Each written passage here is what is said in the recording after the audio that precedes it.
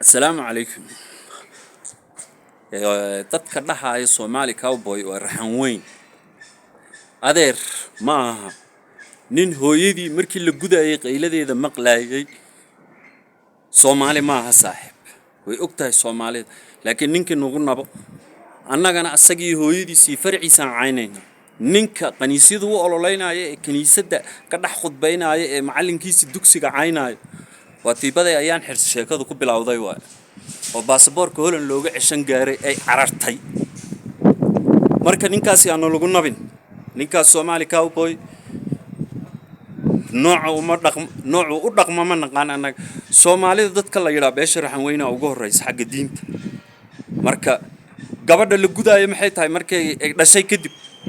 horey gaal u ahayd markaas ay muslim noqotay waa la xalaaleeyay waxa laga yaabaa oromada meelahaas ka timaadii amxaarada inuu yahay war diri daarood yahay uu gabdhahooda noocaas ma Soomaali noocaas ma ahadeer waa la og yahay ayagoo 8.9 waa la og yahay waxa la gudaa ayagoo wada yar yar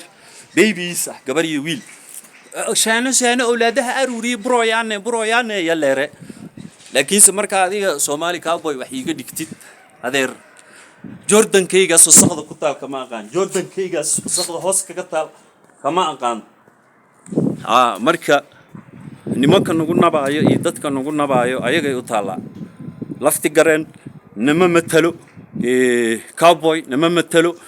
laakiin dadka ku adkaysanaya ee dhahay hebel waa reerkaas hebel waa intaas riyahoy cid ayna caysar rabta walaagi unu ka erni waa baka ernay wal unu king erni hodhoosho ertoy adina erteng isna erteng na la kaadidin noocaas cowboyna Soomaalidu waxay tiraa qaasaan habar gidirta doofaar dhalay abgalna wuxuu dhahaa haran arya haran dhalo waaye ka dheerow annagana waxaan dhahnaa karkari kaadadiis ii karkari oo najay marka ma salaama bye cowboy meesha doontaan kala dhac laakiin beesha ku sheegaysiin ma aha mana ahaan doono nin gaal annaga nagama tirsana waayo ninku hooyadiis markii la guday qayladeedii maqlaayay ayuu crazy ka Soomaali ba saaxib ee aan ugu nabina sabaata idin dilay hadaan ugu nabtaan idinkii farciina iyo hooyadiina iyo aabihiina saabeenta nooga sheegaysiina ciao